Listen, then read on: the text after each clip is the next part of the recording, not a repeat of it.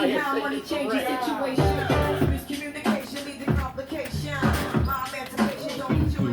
For News Network, KEXU, for People's Revolution, and radio and TV station. Radio station 96.1 FM. What's up, everybody? I go by the name of Muteado Silencio. You know, just beautiful to see all you beautiful faces in here. This is, I'm just going to tell you about Poor Magazine. You know, most of you guys know what Poor Magazine is, but for the folks out there, you know, in the live social media, so Poor Magazine is a poor people-led, indigenous people-led. You know, they started by Mama D and Tiny, you know, two houseless mom and daughter, you know, and I just always want to share that one of the reasons that I came to Poor Magazine about 10 years ago, it was because it was folks who themselves have been in struggle. You know, there's a lot of dope organizations and nonprofits out there who are helping the people, right? But themselves have never, like Mama D and Tiny say, have never missed a meal. And so for us, it's an organization led by poor people, by indigenous people, led by us, the impacted people, the clients. And so just good to be here. And again, Poor Magazine does different kind of media. We collaborate with KPFA. We also do articles and share articles and information with the Bayview newspaper here in the Bay Area. The only black newspaper right here in the Bay Area, San Francisco, and still kicking and on, so support it, you know. So just good to be here.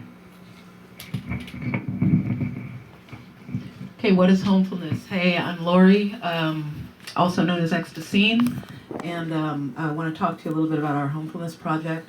As poor people, we rarely own the land that we live on and that we work on, and because we don't own the land in this capitalist society, we're constantly getting displaced.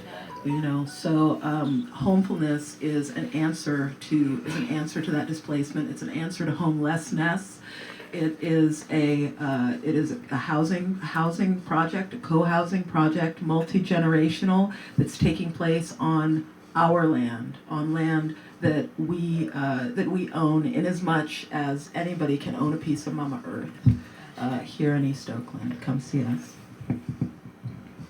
Hey, what's up? We are the people you don't want to see, never want to be. Look away from me. What you gonna do? Arrest me? We're in your city. Yeah, we the Poverty Scholars. That's PNN, not CNN, people. And yeah, we do need a little bit of your change, your bloodstained dollars, because bloodstained dollars is real. So kick it down. That's www.poormagazine.org, or subscribe on your YouTube channel. Those subscriptions turn into more bloodstained dollars, and we po folks. We are, in fact, Poe. That said, you are watching the amazing and the powerful Indigenous News Making Circle.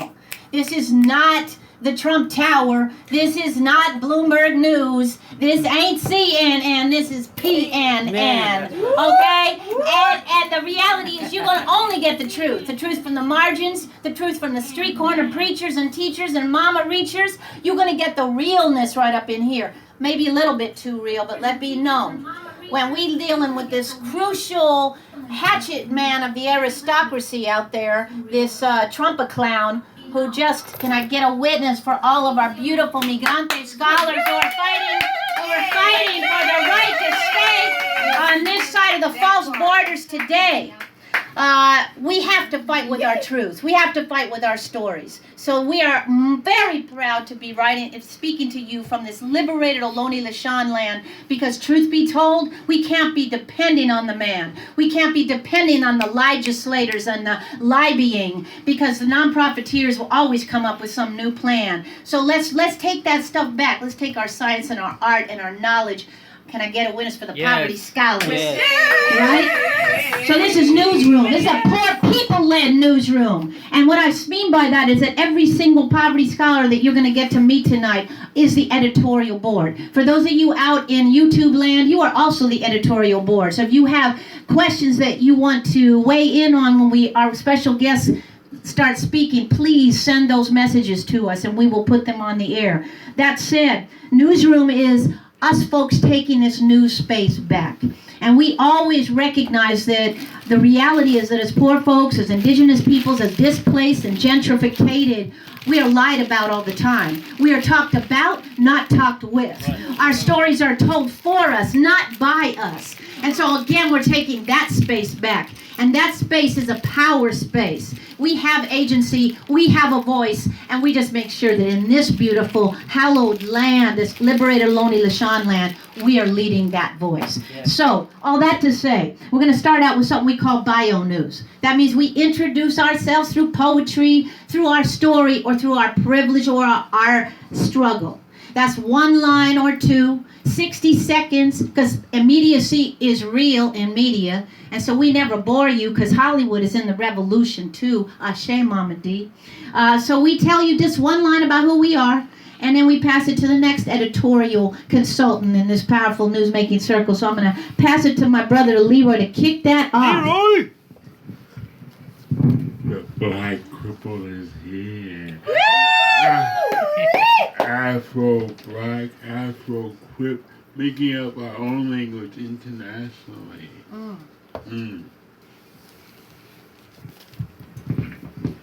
Thank you very much for your invitation. My name is Ahmed Salah. I was the leader of the first youth movement against the former Egyptian dictator Hosni Mubarak back in Egypt. I was a strategist of the second youth movement that we started against him. I devised the plans that started the Egyptian revolution and implemented the training that led to the ouster of Hosni Mubarak. I have been the first Egyptian from the opposition to go outside of Egypt to meet with world leaders and officials to discuss the issue of democracy in Egypt and their support to dictatorships and oppressive regimes. That includes the United States. So I met two presidents here, former presidents. And I have written a book in which explains everything that led to the ouster of Mubarak, all the tactics we used, everything that succeeded and failed in full, which is called "You Are Under Arrest for Masterminding the Egyptian Revolution." This is my memoir, so you can find it on Amazon.com. Right on. Woo! Welcome. Right. Go ahead, Peter. D in the house, poet. I'm D. Allen. I've been a member of Poor Magazine since 2006. Hopefulness resident since 2015. That's about it. And the poet, man, come on now. Yeah, he's a poet. He's a poet. He writes Don't learn until poetry. he's not. I was just wandering in. I think I might be in the wrong place. I was looking for the Young Republicans Convention. Is this the right place? My name's Peter. I make videos. Someone said we should talk about privilege, so I have white privilege. So what I do is I make videos on the front line, and when people attack my friends, when cops attack my friends, I stay there and take pictures because people generally shut down their own violence when they see that they're being recorded on video. So that's kind of a cool superpower that you have if you have a video camera. And also, what's really cool about people here, you should know, is that everybody is accommodating and helping each other because every one of us here has some kind of handicap, social handicap, emotional handicap, physical handicap. So one of the things that really makes me happy coming here is watching how everybody hears everyone else and immediately says, oh, you need this? Well, I can provide that. And then that's how we all come together. Thanks a lot. Thank you, Brother Peter. Greetings, I am Audrey Candy Corn, mother of Torian Deja Hughes. I am a grieving 35-year-old mother, although I always am smiling. To you out there, I am Sister Save a Soul, that part. I am your sister, teacher, mother, reacher. I am a lovolutionary. I am a lover-loper. And with that being said, I have nothing but love for you, baby. I need some of that soul. My name's Suki, and I was imported from another exotic country, and I am the reason people can say that they're not racist because they own me And anyways, I have tried many times to volunteer with different organizations, and nothing gets done. And I want to be with real people who get things done. So, plus I love this community. I'm Bruce Allison. I cover all political shit that goes on in the city, from Occupy to Sacramento, all over the city. Arrested 68 times for civil disobedience. This whole fart seen a lot of stuff. Arrested once for a building that had one light bulb in it. Go figure. Yeah, and they arrested me for terrorism, a RICO Act, and a few other stuff. You know, I'll give you to my lovely wife, Kathy. Lucky man.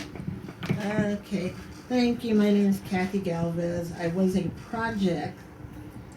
news project for Bruce, sent by Tiny, and interviewed by Tiny, and found out I feel very comfortable here. So I help out whenever I can, and I'm trying to do the live chat part on the computer for Tiny. Okay. Hello, my name is Brain Damage. I've been a youth worker for the last 20 years, working with at-risk youth in both San Francisco and Oakland communities. And my privilege is to be a part of this PNN Revolutionary Radio. Proud to be here and excited for the future. Hello, my name is Diallo, the Diallo they didn't shoot 27 times on the West Coast. Never wanting to ever see any of my comrades in anything considered a tent city. So I will help the struggle and help people struggling with all of my mind as long as I can. I am into media studies, and that's about it. Hello, my name is Muteado Silencio. We didn't cross the border crossed us. Muteado Silencio, presente y me alegro. Mis palabras son mi bala, mi lápiz es mi arma. My words are my bullets, my pen is my gun. Again, I'm also a poet. I'm just happy to be here with these beautiful artists, activists, revolutionaries. Again, beautiful. I also want to say that we might not be rich in capital, in money, in the white man's money, but I think we're rich in culture, we're rich in art, we're rich in spirit, and that's a lot of wealth. Hi, my name is Ecstasine. I'm a welfare queen. I'm neurodiverse, and I have a really big purse. I just thought of that right now. All right, yo. Go poor! Go poor! Yeah! I like you.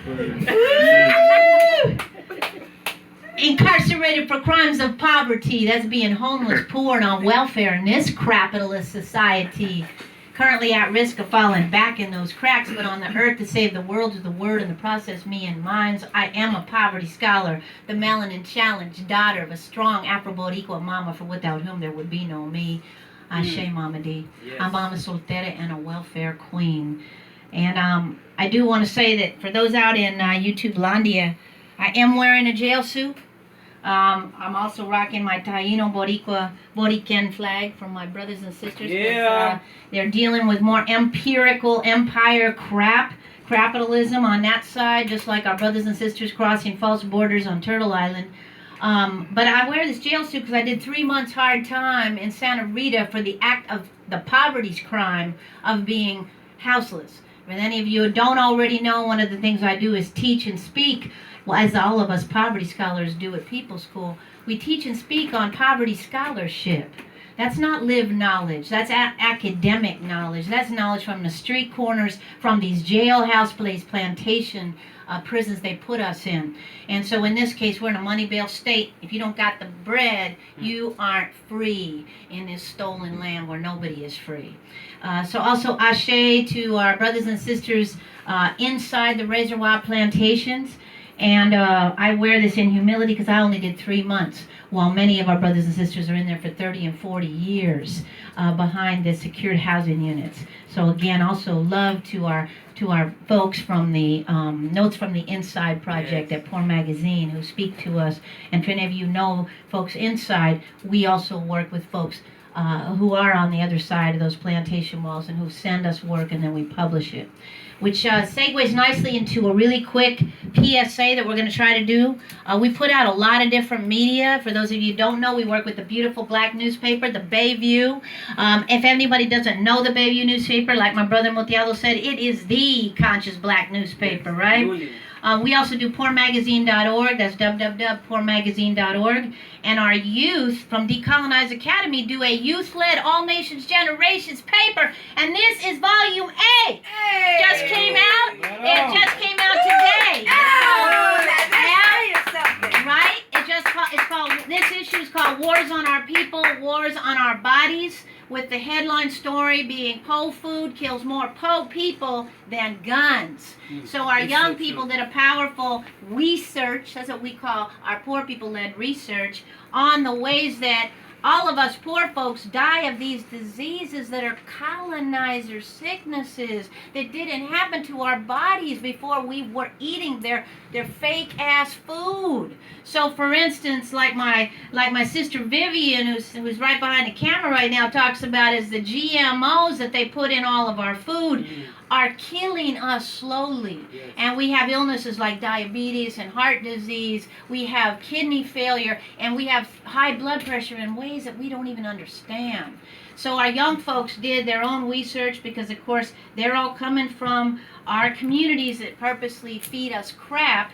And I would get it if I were you because it's some powerful knowledge. Yes. That said, this is the current issue. It's available if you come any day to Street Newsroom at the beautiful Black Arthur Homefulness location, 8032 Black Arthur in Deep East Ohlone Land. You can also get it by going online to WordPress and looking up Decolonize. And you can also get it just by hitting up the Rainbow Grocer or the food mill in Oakland. So that said, that's this. And then last but not least, we do ask and we do accept ads. So our KEXU radio 96.1 FM as well as our YouTube channel will appreciate sponsorships. If you're at all interested in doing that, again, go online www.poormagazine.org and click on contact the editors, or you can make a donation at Revolutionary Donor. Oh shit. Here, I said there's an elderly lady standing up holding on to the tree waiting for the bus, and the bus wasn't coming for 20 minutes. So they said, okay, well, we'll get a bench there. I'm still waiting for the bench. Okay. Question? Not question, just a comment to it. When Mephistopheles, the devil, does skiing lesson, that's when you get a bench. No, when you get a bench is when we take all of us downtown on a Wednesday at 5 o'clock, and we go through the 2-minute drills for public comment at the beginning of the meeting. Okay, wait. You don't have to be on. That needs to be clearer. That needs to be clearer. Are you saying that there is a public comment, and if so, exactly when and where? Public comment under the Brown Act for AC Transit is at the beginning of the meeting at 5 o'clock. Okay. You have 2 minutes to speak. If your thing goes over 2 minutes, the person behind you can give you their 2 minutes, and you can continue to say what you have to say. And where is that again? And this is 1600 Franklin, downtown, off of between 16th and 17th Street. In It's in the second floor in Oakland. Okay. And the other thing that I need to tell you is that there is a second public comment period before each agenda item. Okay. And then there's a public comment period at the end of the meeting. Okay. As well. So Okay. there's 3 different times that you can speak. Okay. One last question. Anybody? Otherwise, we good? All right. So Omuwale, give her a big round of applause, please. I didn't get to the gentrification issue, but I will leave that on the next one. Okay. That's powerful research. So thank you for that. And also, these are the kinds of we think of them as not important. The ruling class thinks of them as not important because they have their, their cars and their this and that's. But this is very important to poor people, to people with disabilities, to mamas. And these kinds of things are the kinds of things that you just give up. Like my mama used to say, people walk softly on Mother Earth. You just give up. So I know Bruce has. Yeah, go ahead. Yeah, because the thing is, even driving over to East Oakland, I think there are a lot of gentrifucks around here that are just Ubering into West Oakland. We never see them. They take their little Uber vans, Uber cars. They're in and out. They never meet the neighbors. They move in, they move out. We don't know who they are. And of course, everybody else is on the bus. Exactly. Everybody who can't afford is either walking on the bus, except for the socially elite who are getting protected in other countries by police and by our military, and rolling around not getting their picture taken, working for all these corporations. Don't take my picture, please. I can't be seen here. Something might happen. I might get fired. You're making so much money, it doesn't even matter. You can afford to leave. Leave. All right, so last story is Bruce with fresh news. Okay. Wait, hold on, Bruce. Get that to you. Yeah. And then They're closing 30% of the nursing homes in San Francisco. It's owned by one corporation. Used to be called Hill Haven. I don't know what they are called this week, but 500 elders will be put on the street or sent down. And this is so lowbrow. I sit through these boring meetings. So I pick up on this, and they don't speak normal language at these meetings. So you have to know what they're speaking and then find out a few things. right. Okay, so really powerful research again. Any questions for Bruce on this horror story? Here, pass the mic to Bruce. Pass the mic on. Do you know what the dates are of when they're going to close, and how do they have rolling dates, or is this one date for all of them? Floating. It's a floaty date. Starting when? In November. Oh my God. Yeah, and they're not even selling the nursing homes. They just want to sell it for the lot. Oh wow. Yeah, they're going to tear down it, put a condo or some piece of shit. There's no room for elders after we done ghettoize them. Come on now. Come on now. Those condos. I can't afford to Really? live there. Right. Right. Gentrifuck City. They don't have no room for poor people, elders, disabled people. Come on now. Any last questions or comment for Bruce? It's Vinny T in the house. I just want to say I'm really sorry about the whole situation in San Francisco with the elders, but today I experienced something right here in East Bay up the road. Over on MacArthur, just right up the road from you guys, is a clinic called Schumann Lyles Clinic. It's over by Foothill Square in East Oakland. It's on the 3rd floor in a brown building. This building has a property management. That's the building right there. Good Lord. Their elevator's been broken, and people with disabilities and very old people are having to walk up 3 steps. One lady who just had hip surgery, an elder, was barely walking up the stairs. I was really disgusted and really angry, and I think we need to do a research and go over there and just like run up on him, because that elevator looks like it's been closed for a minute. And these guys are still doing business. They contract with Alameda County. They do all the poor folks. That Schumann Lyles Clinic. Schumann Lyles Clinic is contracted. They are located at 10850 MacArthur Boulevard, Suite 300, right up the road. And they're actually in Oakland, but it looks like San Leandro when you go in there, because it's right by Foothill Square. It's literally right on the borderline. But the thing is as we sit here right now, people are having to crawl. One lady had a trolley, and she goes, yeah, I had somebody help me up the stairs. I don't know how I'm going to get back down. And this lady was definitely beyond 75 years of age. It's really bad, and I think that we should really pay them a visit and with a videotape the situation, and videotape people going up them 3 flights of stairs. And this is a low-income, one of the only low-income mental health outpatient facilities in the all of Oakland that really has like the monopoly on all the Medi-Cal patients in the area. So this really upset me today, and I just want to say that we need to do something like just go out there and expose them, because another client said it happens all the time with the broken elevator. Okay. It's ridiculous.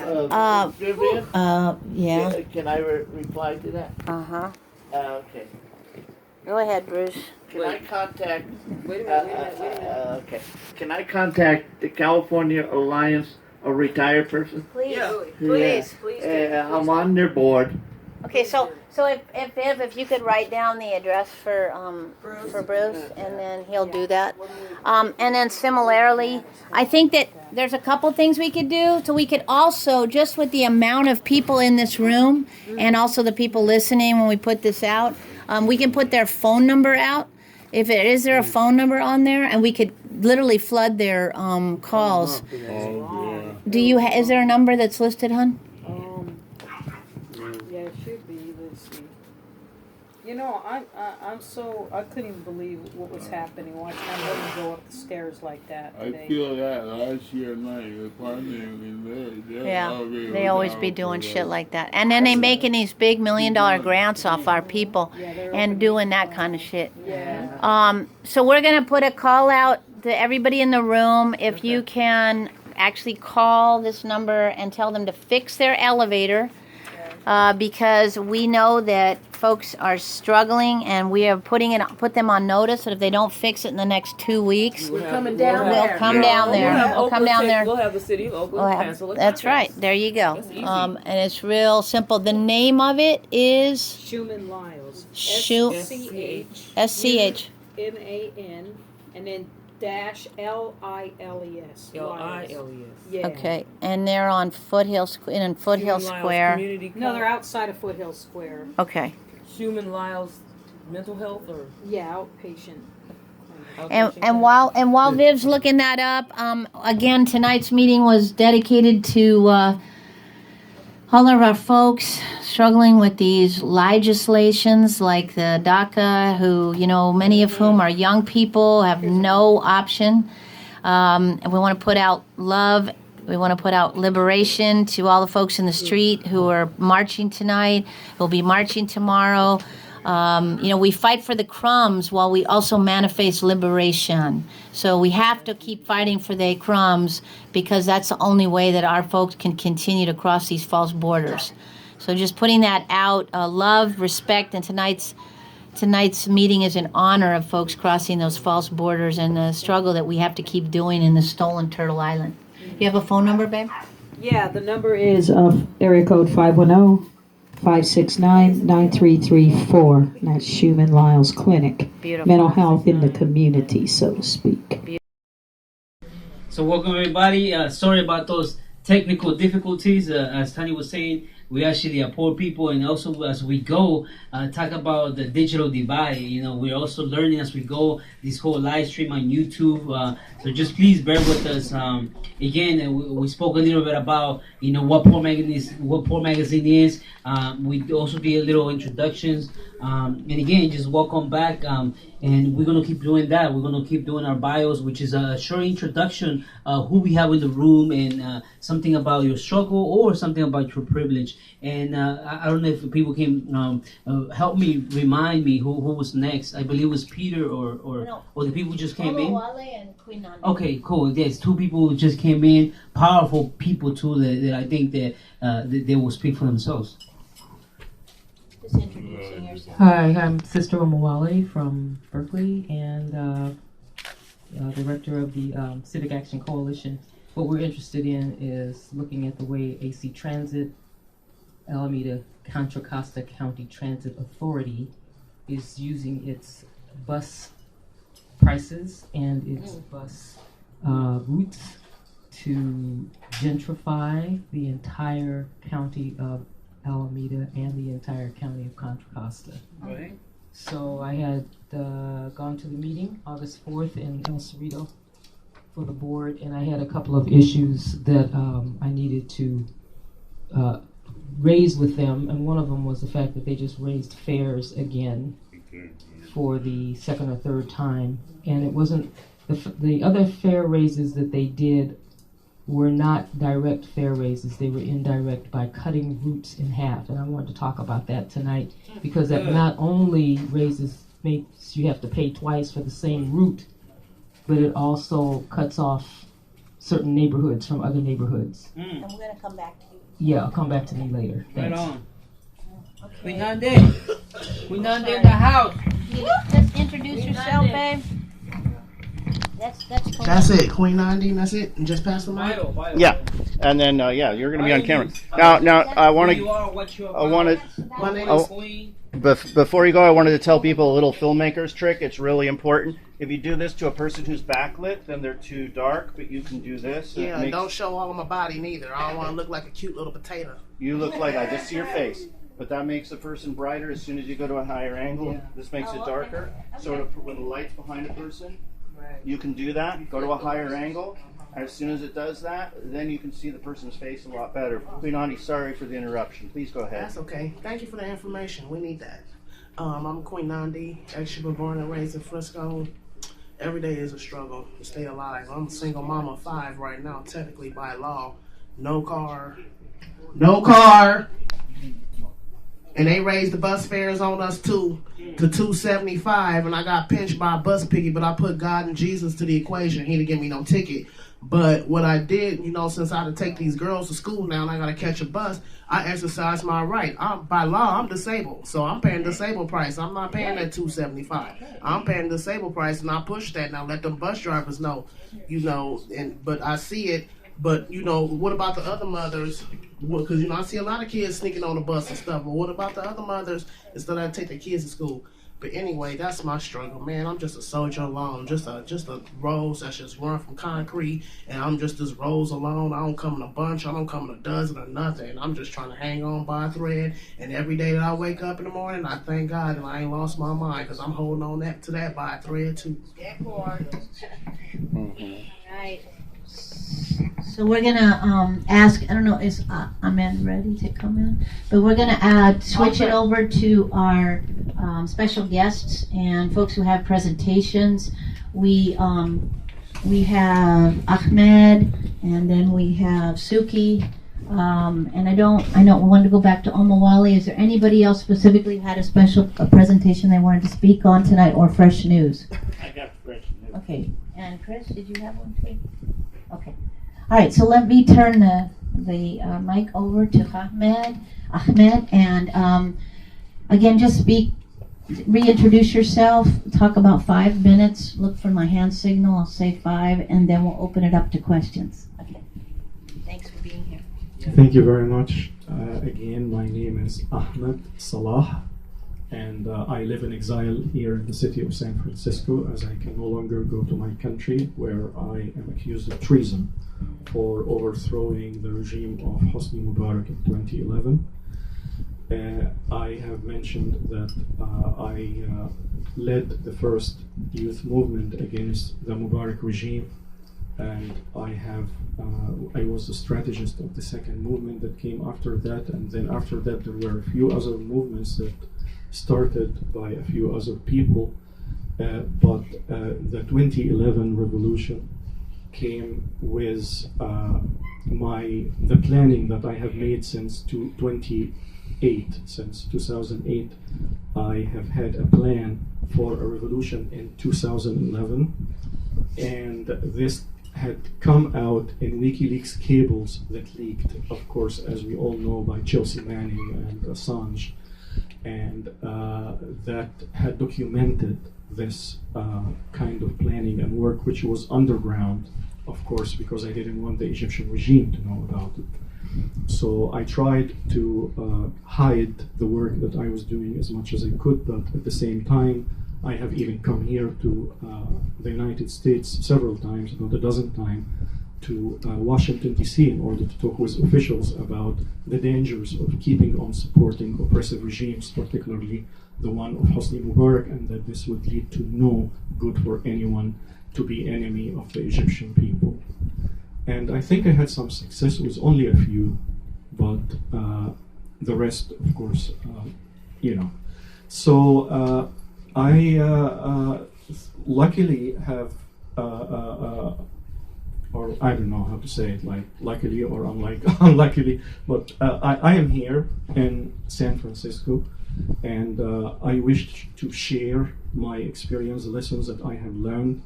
I have learned the hard way through trial and error, so failures and successes, this is how I learned. I put everything in my memoir, which is online, on Amazon.com, and it's called "You Are Under Arrest for Masterminding the Egyptian Revolution." The reason for the name is that because I was arrested on the day of the revolution, and my charges were that I was under arrest for masterminding the attempt to overthrow the regime, because that was just the first day of the revolution, of course, on January 21st, 2011. The revolution in Egypt was not an online revolution in any way. Most Egyptians have absolutely no access to internet to start with. And those few who would just use it for maybe talking with their relatives, working abroad, or very limited things like that. So we have been trying to use internet for starting revolutions and failing for a while until we learned that this is not gonna work. And we had to focus on like how to do things for real. And I don't have enough time here to actually explain the whole thing, but what I would like to do is to tell you the importance of building up wide, loose coalitions where there is nobody that is in charge, where you don't make decisions by consensus, where every group is free to do what they want within the same parameters that we establish. And actually, this is why the Egyptian revolution succeeded in ousting Mubarak, because we made sure that it was a leaderless revolution made by various small groups that are united by our goals and targets, as we would say that our leaders are our ideals and our goals. Those were our leaders. No other person is. Anybody that comes and join us for those goals, they are welcome. When they deviate, they go do their own thing. It's fine. They would fail because they don't have our support. And this was the way things had gone. There was no one head within the revolution itself. Like I said, I only did the plan. And I went around various parts in the north of Egypt where I gave the crash course on how to prepare and how to do on the day of the revolution, in the days prior to the revolution. And this is the only geographical area where the Egyptian revolution started on the first day, which shows that it was my work. It wasn't internet. If it was internet, it would have been sporadic in various parts, not in the one area I traveled through. I gave the training and I prepared the people.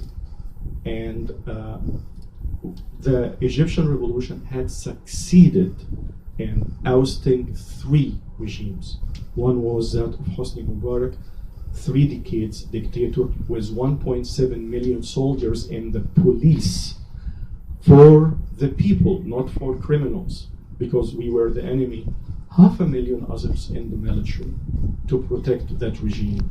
And we used the power of non-violence, the numbers of the people, into creating that change. That happened.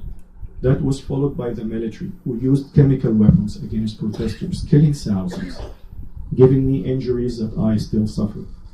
We went on against them until we exposed them in front of the people. We managed to bring about enough numbers that made it impossible for them to remain in power, so they had to accept an agreement forged by the United States to give the political power to the Islamists during this time, which we didn't accept.